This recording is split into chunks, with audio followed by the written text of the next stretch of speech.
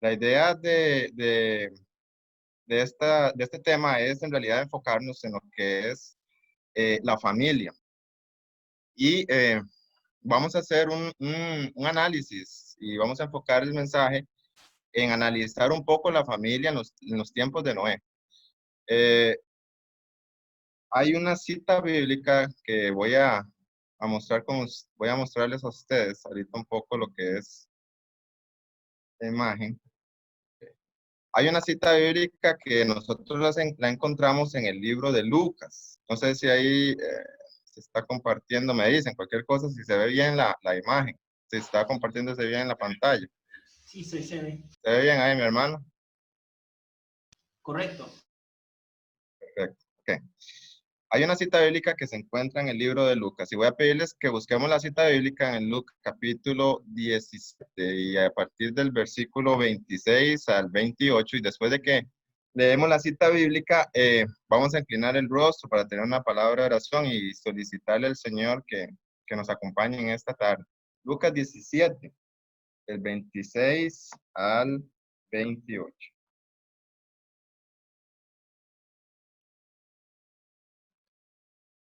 Si alguien lo quiere leer, bien puede hacerlo.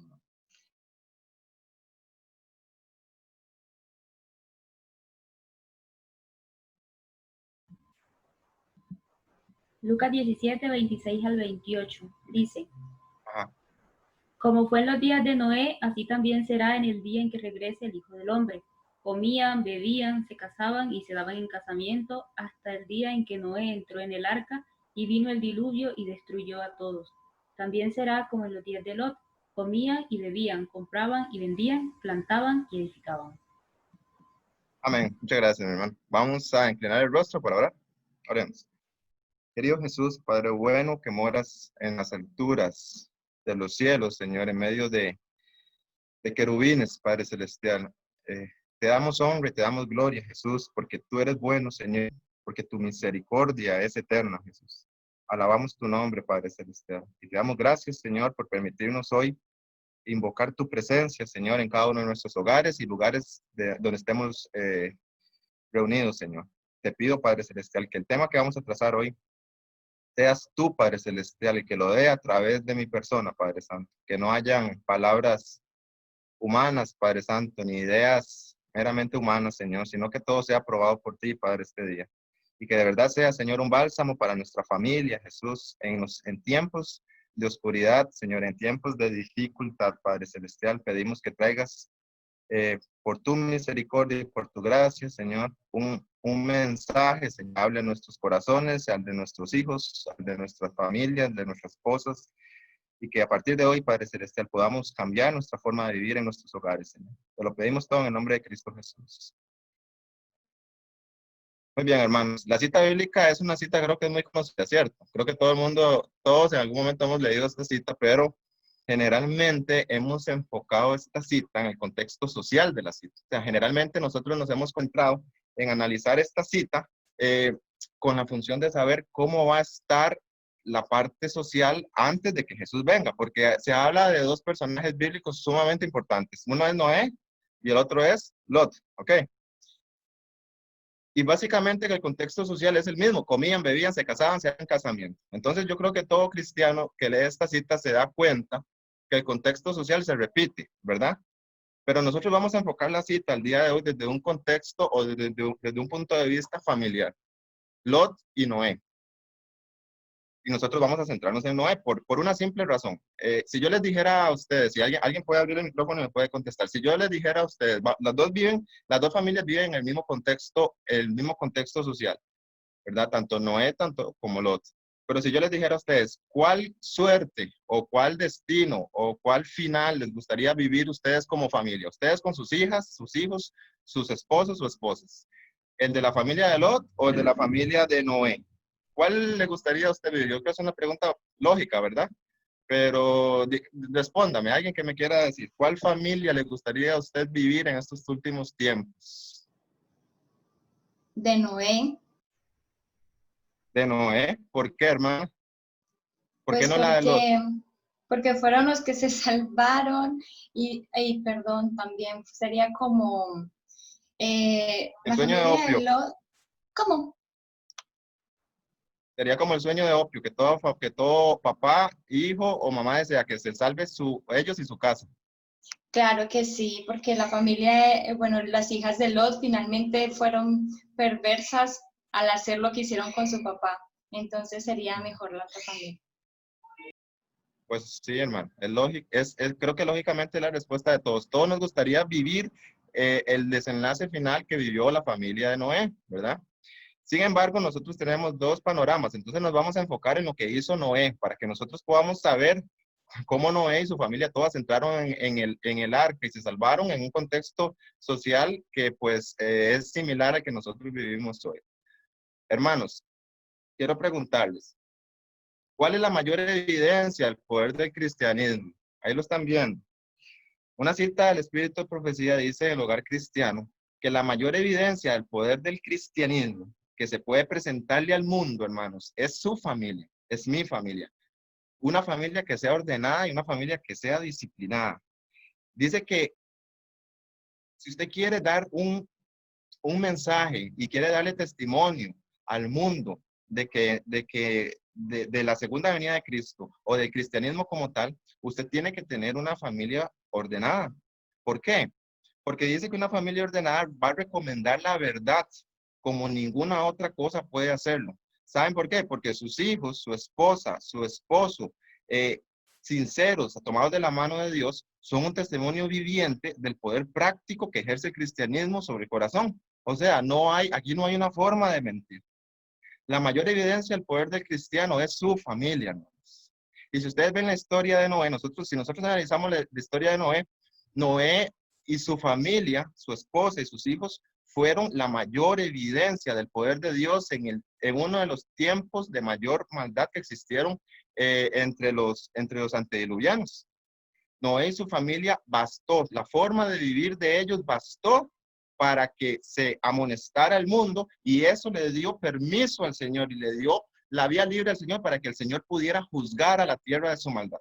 Solamente el testimonio de la esposa de Noé, los hijos de Noé, le permitieron al Señor evidenciarle a todo el mundo que el Señor podía trabajar en corazones y que los que no se agarraban del Señor, pues se perdían. Entonces, ¿cómo nosotros entendemos esto? ¿Cómo logramos entender esto, hermanos? Hay algo muy interesante. La gran mayoría de familias en el mundo se disuelven. Muchas familias, muchos matrimonios se disuelven. Hay estadísticas de diferentes países que dicen que, por ejemplo, de cada 10 matrimonios, 9, 8, 9 llegan a terminar en un divorcio. ¿Por qué creen ustedes que la familia es tan atacada? Bueno, pues básicamente es por lo siguiente. No sé si ustedes han visto cuando el Señor creó a Adán y a Eva, el Señor en Génesis, el capítulo 1, el versículo 31, el Señor se ubica, voy a ubicarlos en el contexto porque son bastantes citas, entonces la idea es como no hacerlo tan prolongado y tan cansado, pero en Génesis el capítulo 1, el versículo 31, el Señor está en el sexto día de la creación y ya creó al hombre y ya creó a la mujer. Y cuando Él crea al hombre y a la mujer, el Señor vuelve a ver toda su creación, incluido el hombre y la mujer, y el Señor lanza una frase que es muy conocida, que dice que el Señor vio que todo lo que había hecho era bueno, y era bueno en gran manera, o sea, era algo perfecto. ¿Okay? Entonces yo me pongo a pensar, hermanos, si yo me pongo a ver, yo digo, ¿cómo nace la familia? ¿Cómo nace Adán? ¿Cómo nace Eva? Y cuando el Señor ve que él ve que Adán, vuelve a ver a Adán y ve que Adán era un hombre perfecto y vuelve a ver a Eva y ve que era una mujer perfecta. Entonces yo me pregunto, ¿cómo se imagina usted a Adán o a Eva? ¿De qué edad se los imagina? Se los imagina como un muchacho de 10 años, de 12 años, de 15, de 23 años, de 40 años, de 80 años. ¿Cómo se imagina usted a Adán y a Eva? Como el Señor los crea. ¿Lo ve como un muchachito de 13 años? ¿Lo ve como un muchachito de 25 años? Porque el Señor dice que lo ve perfecto. Físicamente, ¿cómo se lo imagina? La mentalidad de Adán y Eva, ¿cómo las ve ustedes? Su comportamiento, ¿cómo será? ¿Mm? ¿Alguien me lo puede contestar? Porque el Señor dice que los ve y eran perfectos. Ellos eran seres perfectos, física, mental y espiritualmente. ¿Alguien se puede imaginar a Adán y Eva? ¿Qué edad? O si usted comparara a Adán y Eva como una persona de ahora, ¿de qué edad le podría usted más o menos calcular a Adán y a Eva? Que lo creó el Señor, porque no lo creó siendo un niño, ¿cierto? sino que lo creó como un adulto, ¿verdad que sí? Pero lo ve y lo ve usted de qué edad, más o menos. Como un muchacho de 10 años, de 11, de 15. Yo creo pues que sería más o menos, la Biblia dice que lo hizo a su imagen y semejanza, ¿verdad? Ajá. Y un poco menor que a los ángeles.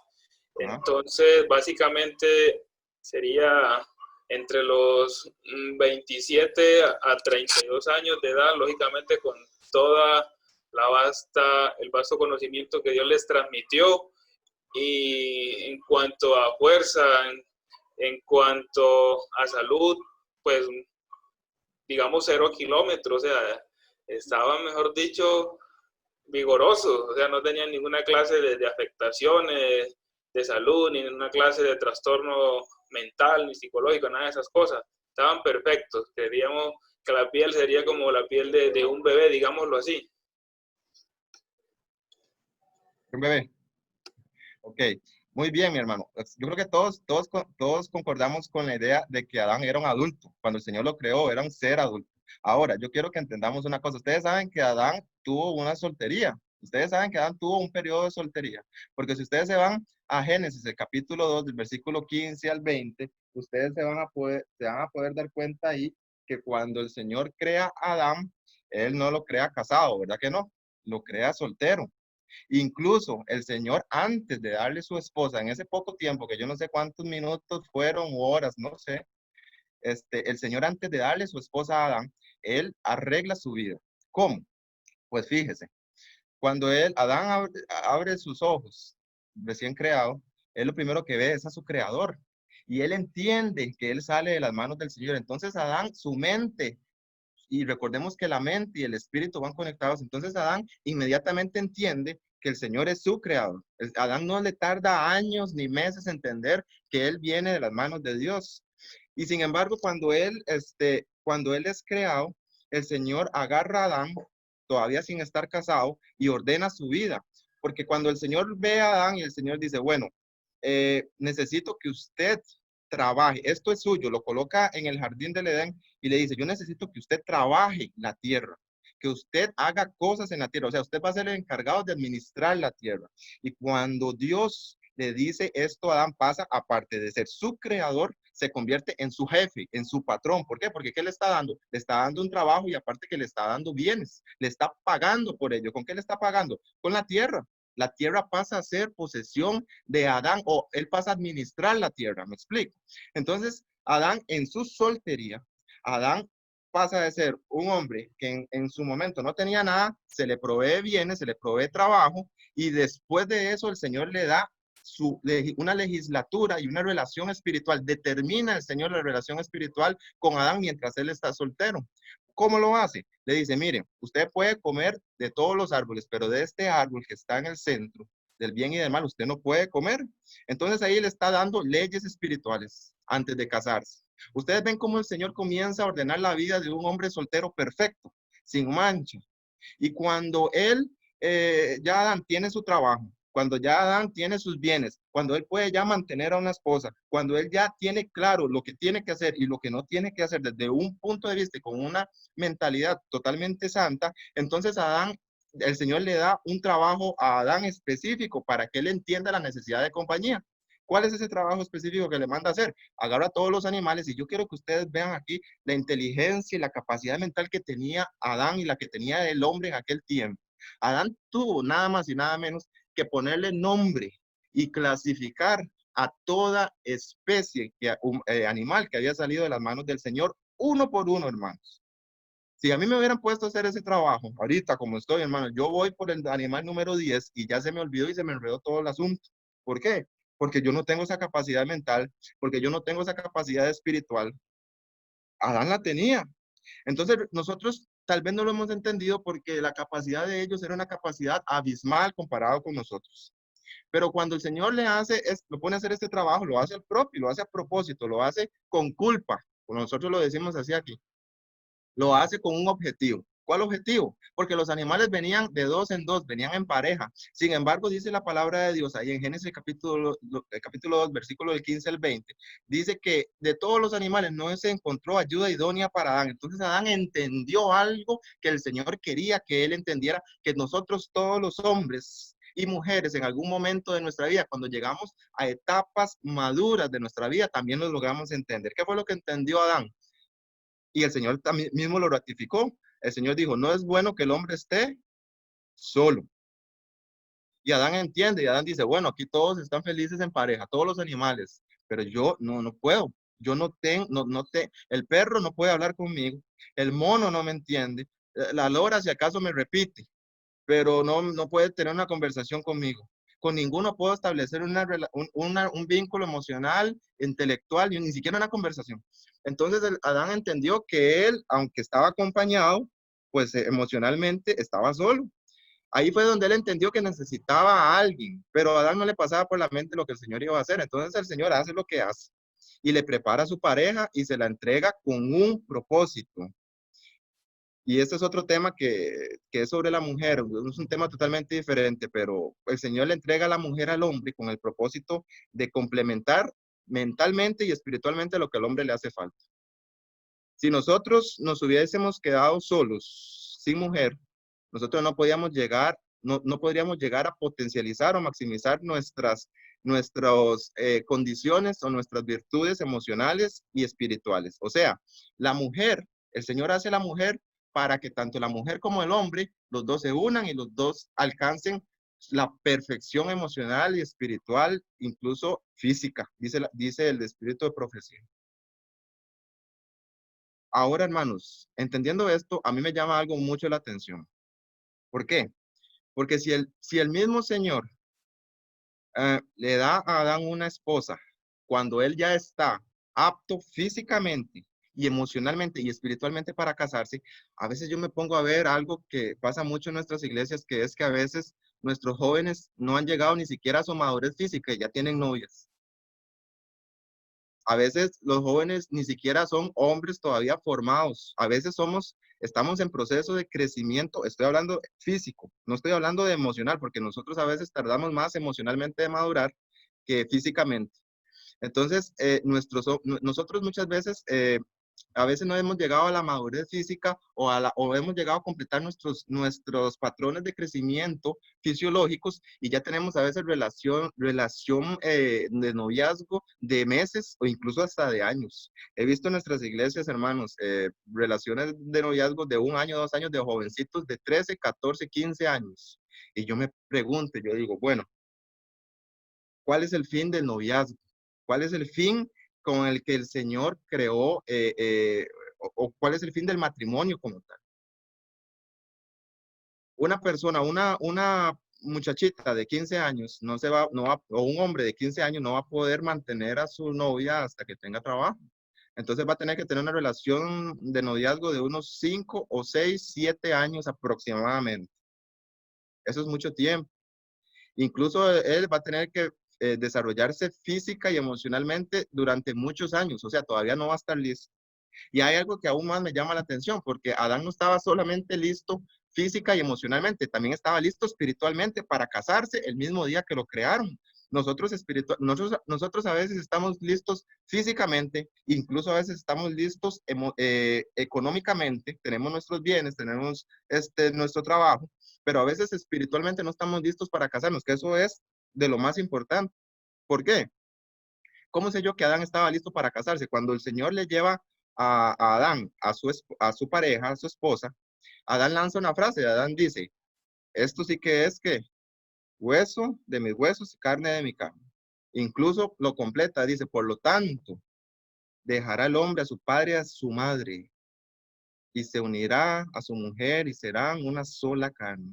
Cuando él dice eso, yo entiendo que Adán emocional, física y espiritualmente está listo para casarse.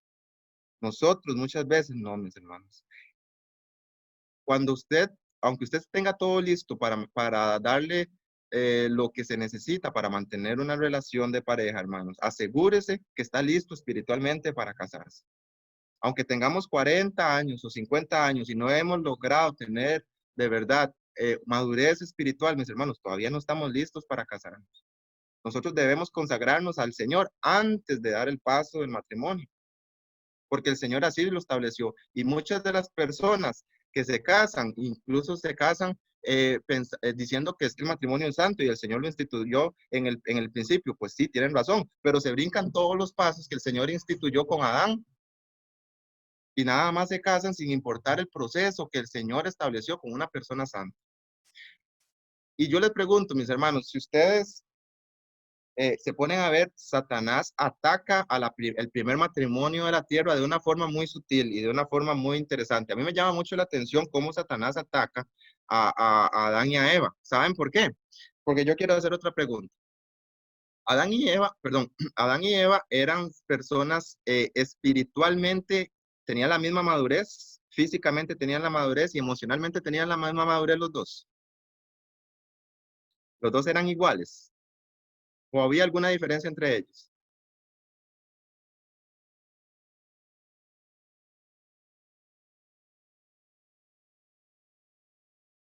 ¿Qué piensan?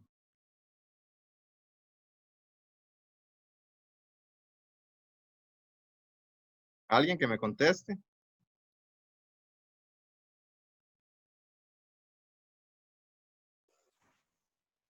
Bueno, básicamente eran iguales, eran iguales.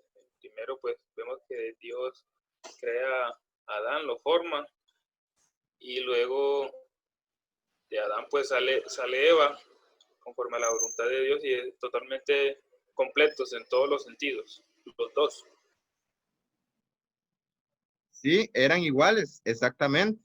Entonces, como eran iguales, Satanás necesitaba un plan, Satanás necesitaba una forma de que ellos dos se separaran entre ellos, pero lo más importante que a Satanás le interesaba que era que alguno de ellos dos se separara de Dios. Ese fue el primer ataque que Satanás utiliza contra el primer matrimonio de la tierra.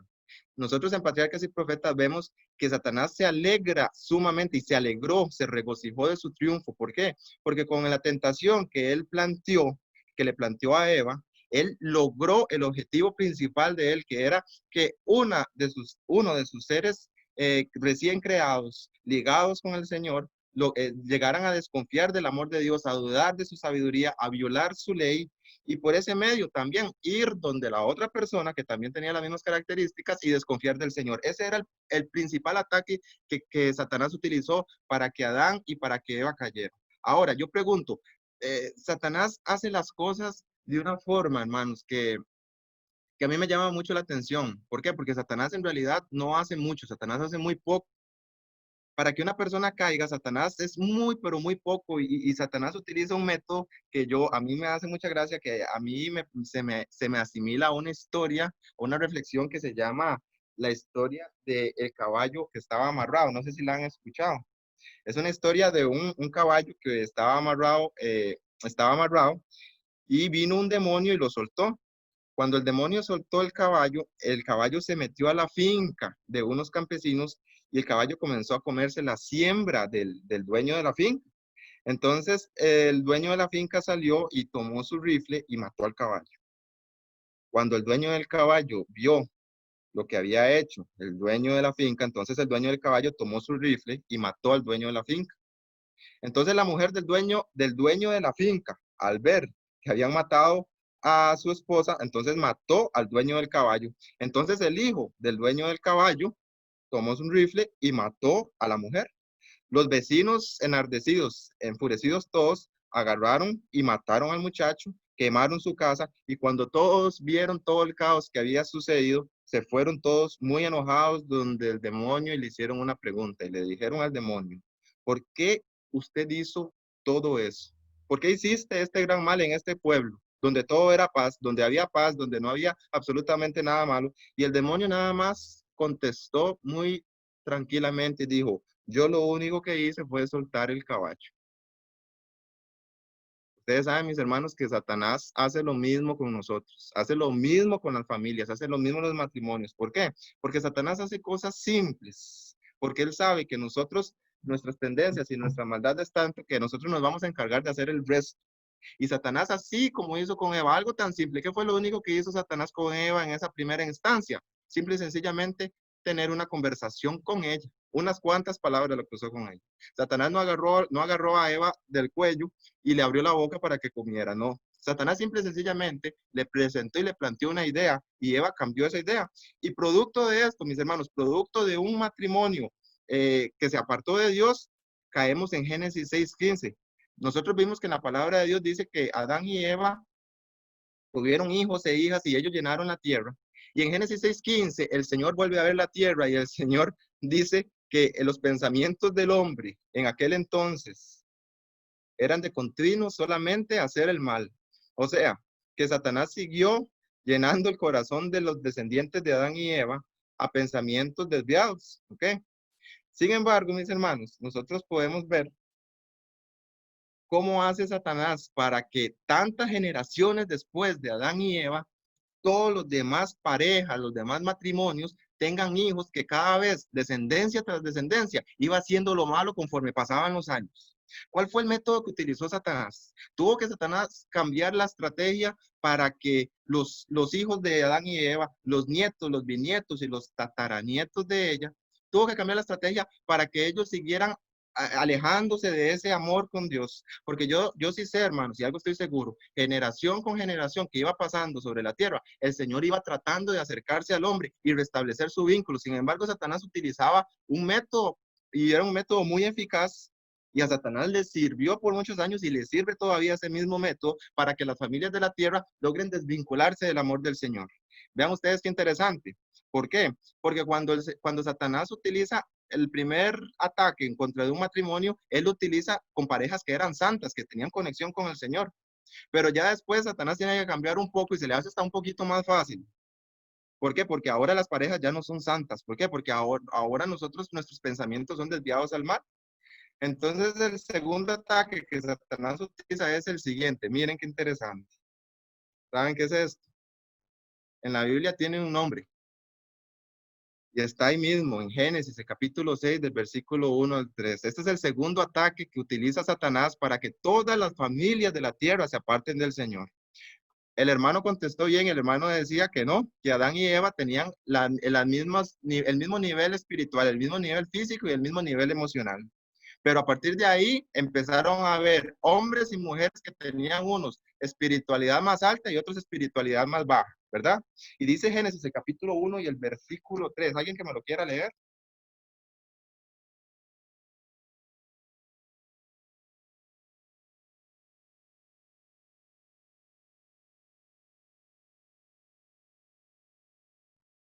Génesis capítulo 6, versículo del 1 al 3.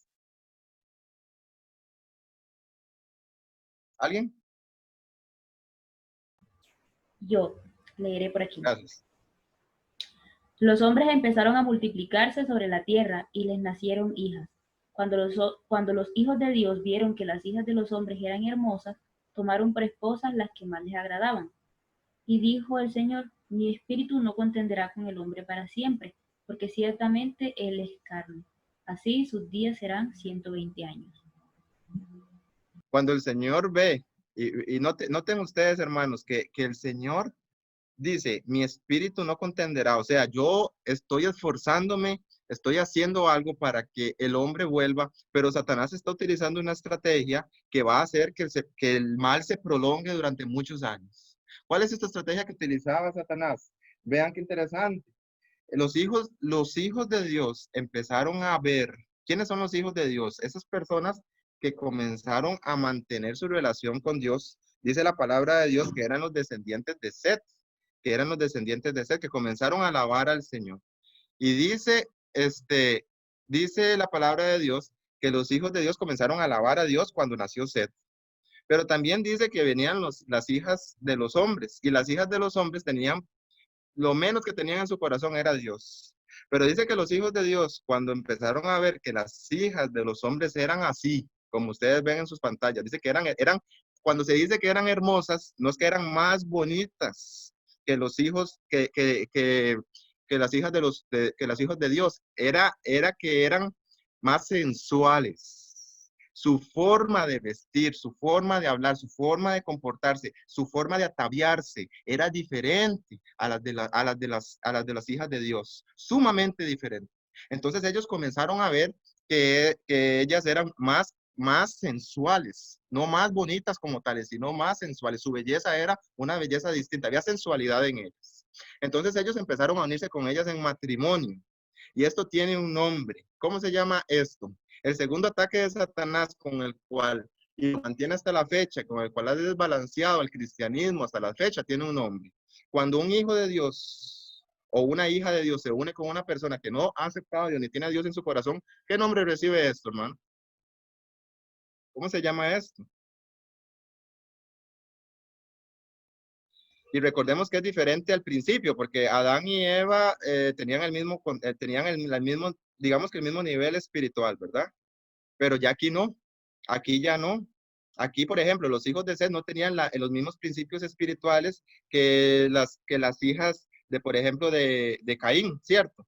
Entonces, ¿cómo se llama esto? Yo sé que todos lo saben, pero quiero saber si alguien me puede contestar. ¿Qué nombre recibe esto? ¿Cuál es el segundo ataque que usa Satanás? Yugo desigual. Yugo desigual, ok. Y el yugo desigual en la Biblia, en el comentario bíblico adventista, dice que cuando había un vínculo entre cristianos y entre no cristianos, entre creyentes e incrédulos, ya sea algún vínculo incluso, y esto es importante, ya sea algún vínculo de casamiento, en negocios o de alguna otra manera, hace que inevitablemente el cristiano se enfrente a la alternativa de quebrantar o de un principio o de sufrir las dificultades ocasionadas por diferencia de creencias y de conducta. O sea, ¿qué es lo que está haciendo? ¿Qué es lo que me está diciendo la palabra de Dios y comentario bíblico adventista aquí? Que si nosotros participamos en una unión de una persona cristiana o una persona que tiene a Dios en su corazón con una persona que no tiene a Dios en su corazón, esto es básicamente desobedecer a Dios y transigir con el diablo. ¿Por qué? Porque, porque el Señor dice que no existió ningún otro principio que haya sido más destacado por el Señor, como el de no unirse con personas que sean fuera del pueblo de Dios. ¿Y saben por qué? Porque esto ha traído a lo largo de la historia un desastre espiritual. El yugo desigual es el segundo ataque que Satanás introduce en la familia de los hombres, en la familia humana, para perpetuar el mal en la familia. En el tiempo de los antidiluvianos, en el tiempo de Noé, siempre predominó la relación entre personas que no creían en Dios y personas que creían en Dios, y esto hizo que el amor por Dios se apagara. Hasta que llega un momento en el que nosotros nos encontramos con este personaje, que es Noé y su familia. Noé tiene una particularidad, hermanos, que a mí me llama muchísimo, pero muchísimo la atención. Cuando el Señor decide y ve que Satanás ha logrado meterse en las familias y cuando el Señor ve que Satanás va a prolongar la maldad sobre la tierra por muchos años con este segundo sistema familiar y espiritual que ha metido Satanás en la familia humana, el Señor necesita hablar con alguien para que cortemos ese proceso. Y dice que sobre toda la faz de la tierra, dice la palabra de Dios que el Señor solamente vio a una persona con un corazón dispuesto para escucharlo a Él y para hacer y llevar a cabo el plan que Él quería. Este era Noé. Si ustedes se ponen a ver en Génesis el capítulo 6, versículo 8, dice que el Señor vio que Noé era un varón justo, que era un varón temeroso, que era un varón recto. Y habló el Señor con Noé, y dice Génesis capítulo 6, versículo 8, dice, pero Noé halló gracia ante los ojos de Dios. Y el capítulo 7 y el versículo 1 dice, dijo luego Jehová a Noé, entra tú y entra toda tu casa en el arca, porque a ti yo te he visto justo delante de mí en esta generación. ¿Y qué particularidad familiar tenía Noé? con respecto a su esposa y con respecto a su familia. En el tiempo de Noé, no sé si ustedes lo sabían, en el tiempo de Noé, Noé vivía en un mundo totalmente liberal y en el tiempo de Noé eh, se daba mucho el contexto, se daba mucho la poligamia. En el tiempo de Noé, los hombres podían tener desde 2 hasta 3 o más esposas. Sin embargo, dice que el Señor, que él vio a Noé y vio a su esposa, y dice que él lo vio justo. Y dice que el carácter de Noé le daba al mundo una muestra de lo que el Señor quería para las familias de la tierra. Al punto que el Señor vio que solamente con él podía hablar y establecer un patrón familiar con el cual él podía salvar al mundo. ¿Qué particularidades tenía Noé que hace que usted y yo, que vivimos en un contexto social igual al que vivió Noé, tengamos que repetirlos y debamos repetirlos para que todos entremos a la Canaán celestial? Hay una particularidad puntual, hermanos. Y en Hebreos capítulo 11, versículo 7 está.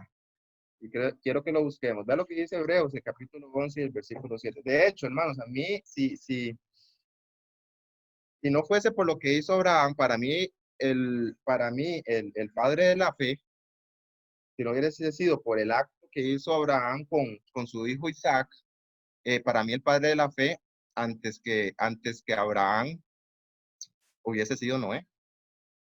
Porque sí es cierto, Abraham pues es el padre de la fe y el acto de Abraham pues es un acto que yo creo que no, difícilmente se podría repetir. Una persona necesita mucha fe. Pero vean lo que dice el capítulo 11, el versículo 7 de Hebreos. Dice así: por la fe, Noé, cuando fue advertido por Dios acerca de cosas que aún no se veían, con temor preparó el arca en que su casa se salvara. Y por esa fe, Noé condenó al mundo y fue hecho heredero de la justicia que viene por la fe. Noé, cuando habló con el Señor, Noé le creyó a Dios. Y cuando Noé le creyó a Dios, dice que Noé tuvo temor de lo que el Señor le dijo.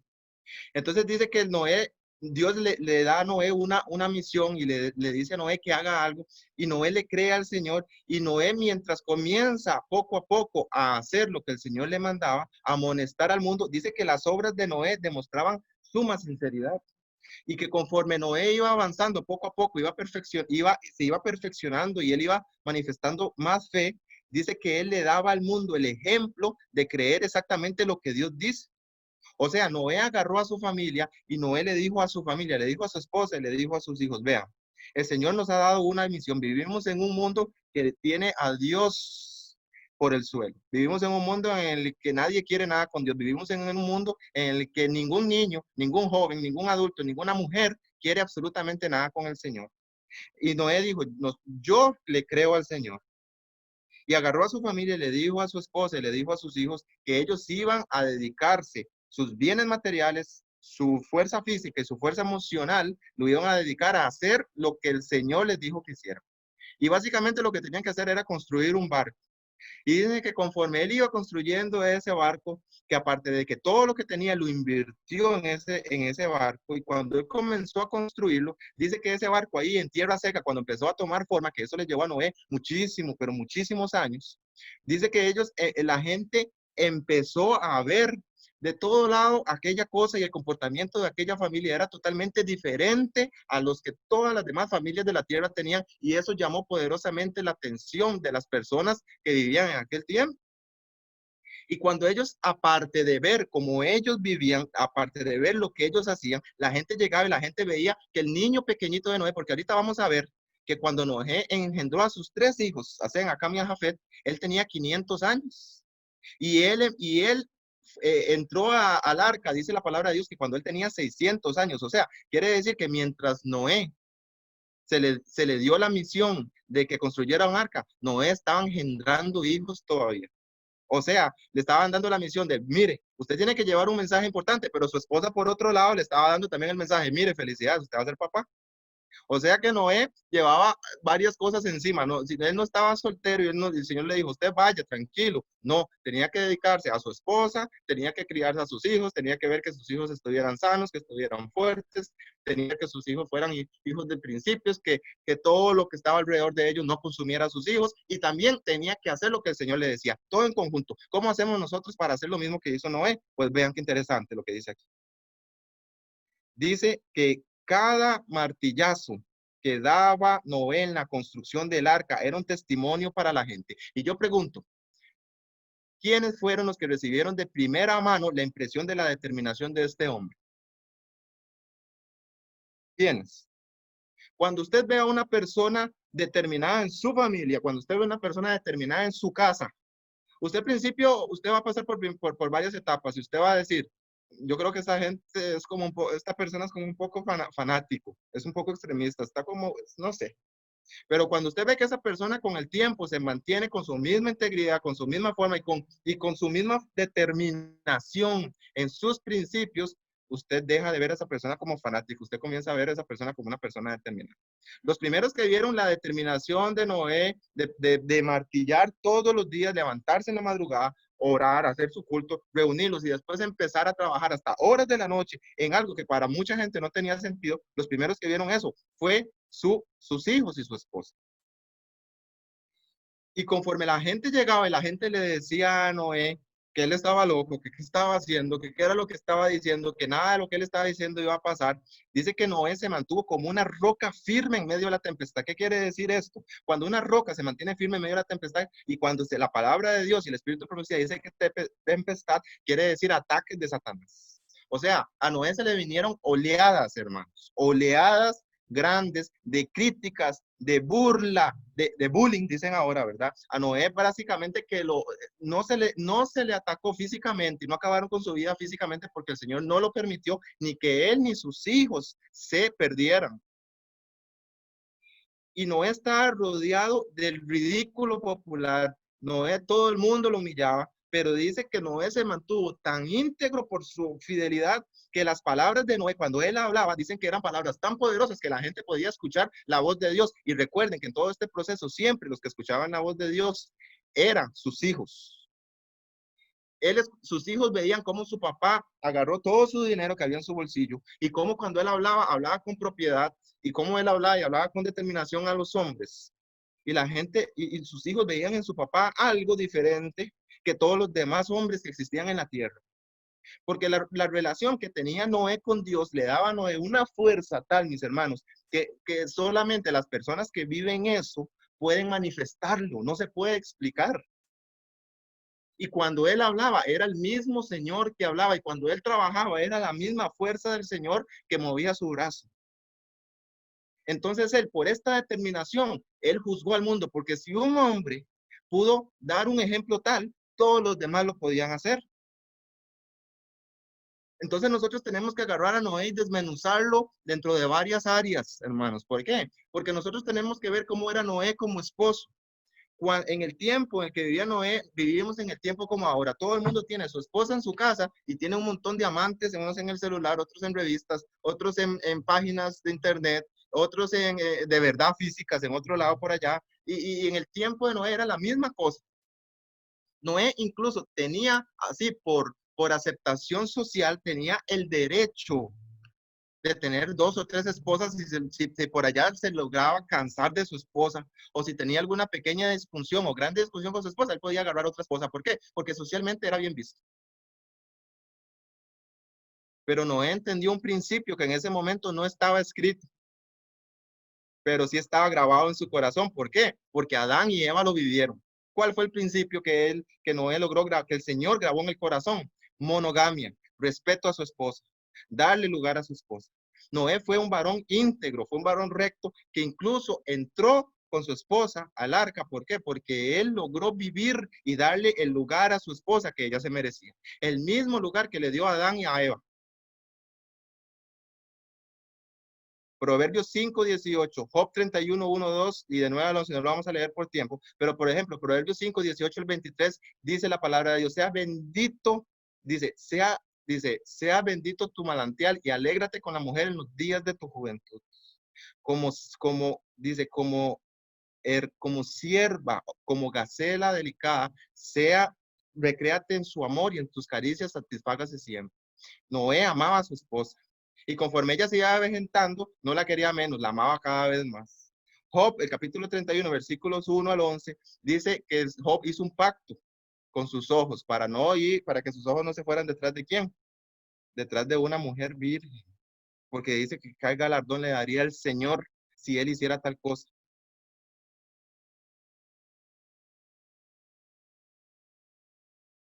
Nosotros debemos entender lo que significa el principio de relación matrimonial, porque la relación matrimonial, la palabra de Dios la compara a la relación entre el Señor Jesús y su iglesia. Hay una cita muy famosa, muy conocida, que yo creo que todos los hemos leído, que se llama, que está en Efesios capítulo 5, versículo 33, ahí se las puse para que no la busquemos, que dice, por lo demás, hermanos, cada uno de vosotros ame también a su mujer como a sí mismo, y la mujer respete a su marido. Pero interesante es que la palabra amor y la palabra respetar se le pide a uno y a otra. Al hombre se le pide que ame a su mujer, pero a la mujer no se le pide que ame, a la mujer se le pide que respete. ¿Por qué al hombre se le pide que ame y a la mujer se le pide que respete? Que de paso, hermanos, yo les explico, amar a Dios, amar a su mujer en el original griego significa agape a su mujer. O sea, póngase en los pies de su mujer, porque es la misma raíz semántica que se utiliza cuando dice que el Señor amó a su iglesia y se entregó a sí mismo por ella. ¿Qué es lo que quiere decir esto? Que el Señor se puso en los pies de su iglesia, se puso en los pies del cuerpo humano que más amaba, que era la iglesia. O sea, un amor ágape. ¿Qué quiere decir eso? Que el Señor no nos amó desde el cielo. El Señor vino y se puso nuestros zapatos literalmente. Se puso nuestras sandalias literalmente. Eso es lo que quiere decir esta cita. Entonces, ¿qué es lo que quiere decir esto? Que usted tiene que amar y ponerse en los pies de su esposa. Y eso es algo que para el hombre es imposible. Por eso yo les hablaba del tema de la mujer, porque para que nosotros logremos entender a la mujer, nosotros necesitamos que el Señor entre en nuestro corazón y nos convierte. Nosotros solamente espiritualmente nosotros vamos a poder entender a nuestras mujeres, a nuestras esposas, a nuestras hijas, solamente, y viceversa, la mujer al hombre. ¿Saben por qué? Porque para que nosotros logremos tener este vínculo que se rompió, el Señor necesita unirlo otra vez. Y a la mujer se le pide que respete a su marido. ¿Y por qué a la mujer se le pide que respete a su marido y no se le pide también que ame a su marido? ¿Por qué se les ocurre, hermanos? ¿Por qué no dice aquí en esta cita, cada uno de vosotros ame también a su mujer como a sí mismo y la mujer también ame a su marido? ¿Por qué a la mujer no se le pide que ame, sino a la mujer se le pide en griego que fobeomai a su marido? ¿Por qué? ¿Por qué creen, hermanos? ¿Están ahí o ya se fueron?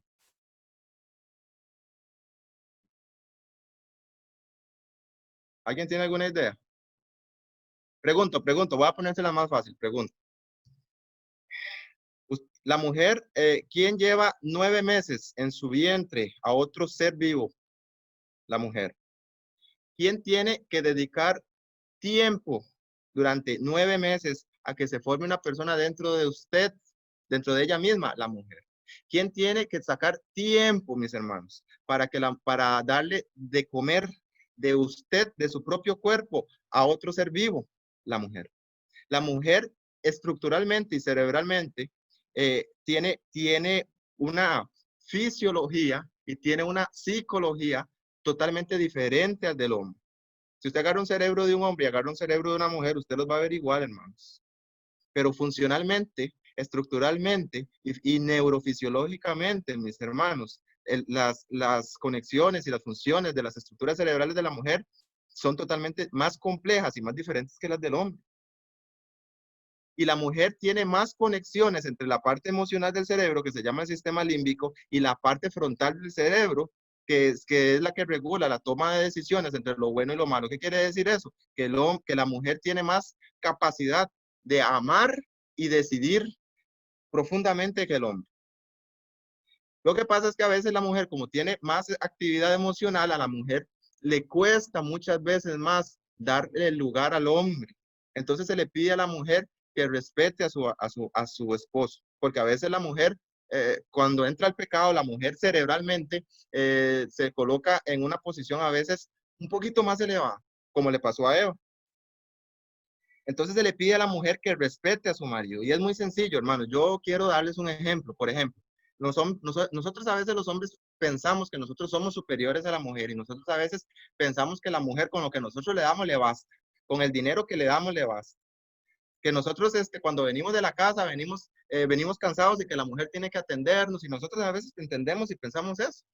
Y nosotros no hemos entendido que la mujer hace un trabajo del cielo, que del cielo es de más peso, que es criar a niños para el cielo, que usted vaya a socar tuercas al taller, o que yo vaya y me siente a dar consulta con 20 restos, 30 pacientes durante todo el día. La función celestial de la mujer al criar niños, mis hermanos, dice que es más sublime y es más alta que la del presidente de la República, dice la sierva del Señor. Y si nosotros nos podemos saber también a Noé como padre, nosotros podríamos entender que Noé empieza a criar niños, como les dije ahora, y a engendrar niños cuando a él se le dice que construya esta arca. ¿Y cuál fue el resultado de que Noé se manteniera con el Señor? Vean qué interesante. Noé engendra 3 hijos al inicio de su llamado. Noé logra instruir a estos niños en el camino del Señor a los 3, hermano. Luego Noé establece un objetivo familiar de índole espiritual y esto es muy importante. ¿Saben por qué? Porque Noé agarra a su familia y Noé le dice a su familia, bueno, vea, yo soy la cabeza de esta casa. Y el objetivo de esta casa, el objetivo de usted Sem, de usted Cam y de usted Jafet es que ustedes dentro de 120 años van a entrar en esa arca. Y a la esposa le dice, usted también, el objetivo es que usted y yo nos mantengamos juntos hasta que terminemos esta arca y entremos ahí. Entonces él instruye a sus niños y al agarrar a su familia y le da un objetivo familiar de índole espiritual. Eso es una enseñanza para nosotros grandes. ¿Saben por qué? Porque nosotros muchas veces familiarmente no establecemos objetivos como familia, objetivos espirituales. Por ejemplo, cuando yo me casé hace casi 7 años, yo me senté y yo hablé con mi esposa. Y yo le dije a mi esposa, o servimos a Dios o no servimos a Dios y nos salimos de la iglesia. Porque familias que medio sirven a Dios, hay muchas, son demasiadas. O hacemos las cosas como el Señor pide y entramos al cielo por la misericordia y la gracia del Señor, o no hacemos nada porque al final nos vamos a perder también estando en la iglesia. Entonces nosotros, por ejemplo, tomamos la decisión de colocar un objetivo familiar de índole espiritual, que ¿cuál es? Que nosotros y nuestros hijos vamos a hacer todo lo humanamente posible para agarrar a nuestros hijos y para que nosotros como matrimonio nos unamos a tal punto con el Señor que nosotros nada en esta tierra nos separe de Él. Eso fue un objetivo de índole familiar, o sea, que nosotros vamos a esperar al Señor con toda nuestra mente, con todas nuestras fuerzas y con toda nuestra alma. Eso es algo que nosotros hicimos. Entonces, no, cuando usted ve la historia de Noé, Noé involucra a sus hijos en su obra. En la obra del Señor los involucra. O sea, agarra a sus hijos y les dice, veamos, yo soy el encargado, pero ustedes también tienen que ayudar. O nosotros tenemos que agarrar a nuestros niños, a nuestra familia, a nuestras esposas, involucrarlos en la obra. Porque a veces pasa que cuando se llama a hacer obra misionera o se llama a hacer cierta cosa, usted nada más vemos que va o papá o solo va mamá y los hijos se quedan en la casa. No, nosotros tenemos que agarrar a nuestros hijos y llevarlos con nosotros a hacer lo que el Señor nos llama a hacer. Y que nuestro patrón matrimonial no sea el mismo del mundo como lo hizo Noé. Y por último, ¿qué es lo que hace Noé? Noé alcanza la salvación y de ellos se retoma el linaje de la tierra. Y para ir concluyendo, hermanos, yo quiero que nosotros veamos esto. Si usted tiene una familia que es una familia bien ordenada, que es una familia que la gente que camina con el Señor, si usted tiene una familia que se agarra de la mano del Señor, pues resulta que una familia bien ordenada, mis hermanos, tiene poder para formar caracteres y para formar una generación de hombres y mujeres capaces de amar y vivir la misión de la predicación del Evangelio. O sea, que una familia bien ordenada puede traer consecuencias celestiales durante muchas generaciones. ¿Por qué? Porque hace una familia bien ordenada y una familia agarrada de la mano del Señor, hace que se amplíen las fronteras de la salvación al mundo. Por eso es que la familia se ha convertido en el blanco de la ira del enemigo para destruir el plan del Señor. Lo dice el hogar cristiano. Una familia bien ordenada, y ustedes ven las consecuencias todos los días de una familia disfuncional y de una familia que apartada del Señor. Una familia que no se toma la mano del Señor tiene consecuencias durante muchas generaciones, pero una familia que está bien ordenada y está tomada de la mano del Señor tiene también consecuencias espirituales durante muchas generaciones. ¿Por qué? Porque si en su casa, todos los miembros de su casa son cristianos que practican la cortesía, empezarán a influir abarcantemente en favor de otras familias. Otras familias del barrio, por ejemplo, van a ver resultados del hogar que usted ha formado.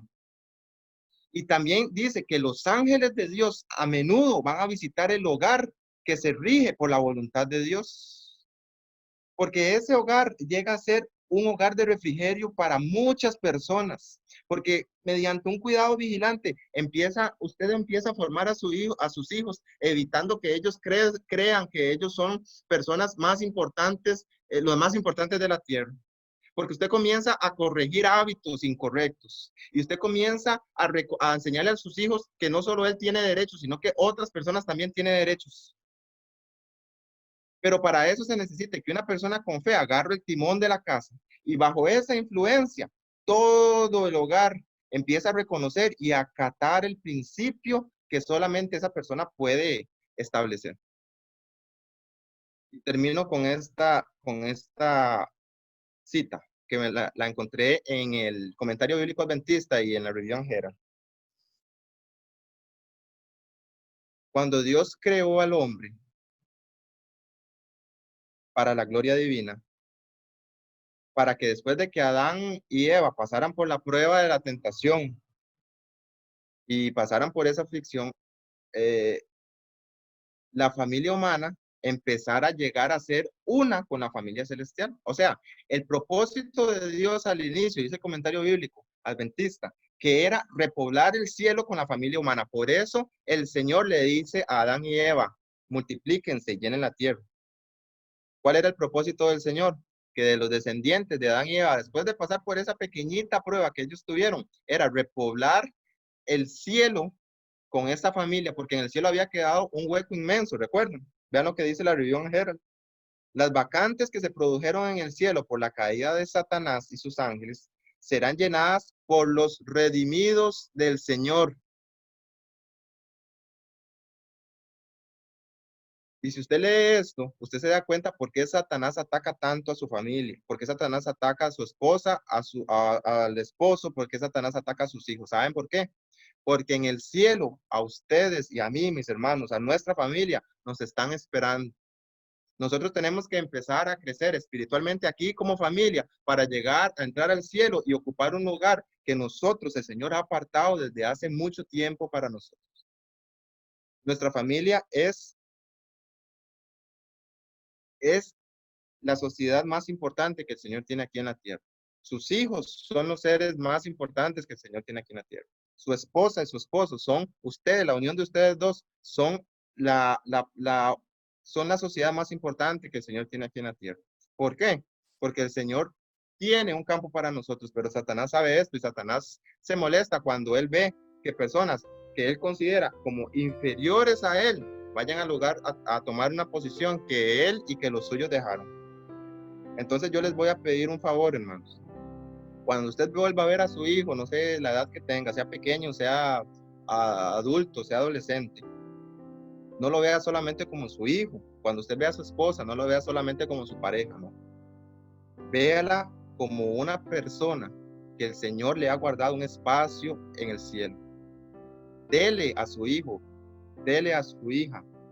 Si todavía usted está en posibilidad de hacerlo y tiene la edad para hacerlo, dele a ellos un objetivo espiritual aquí, para que se cumpla en ellos bendición espiritual de la perfección del carácter y para que en el cielo ellos puedan llegar a entrar y ocupar el lugar que el Señor tiene aguardado para ellos.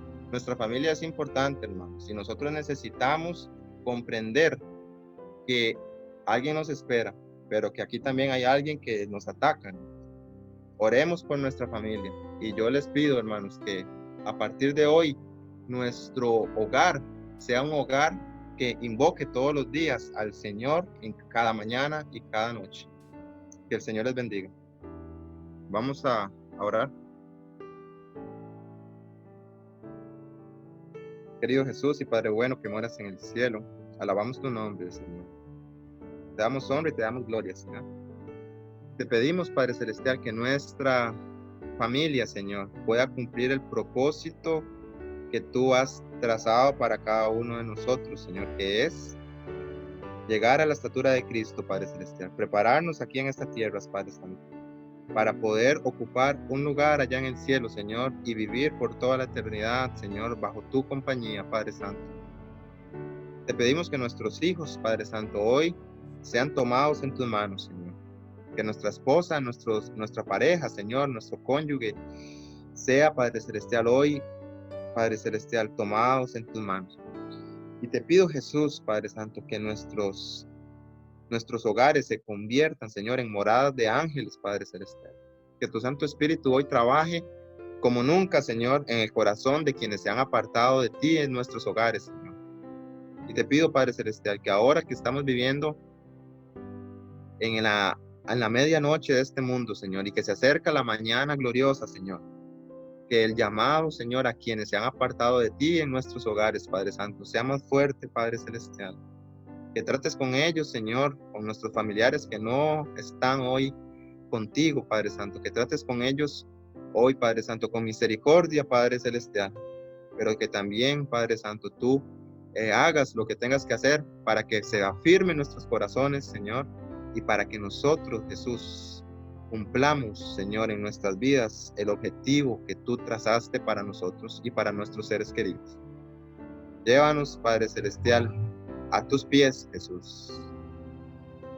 Bendice a nuestros cercanos, Señor, y te pido que todo lo que nosotros hagamos siempre dentro de nuestro hogar sea para la honra y la gloria de tu nombre, Padre.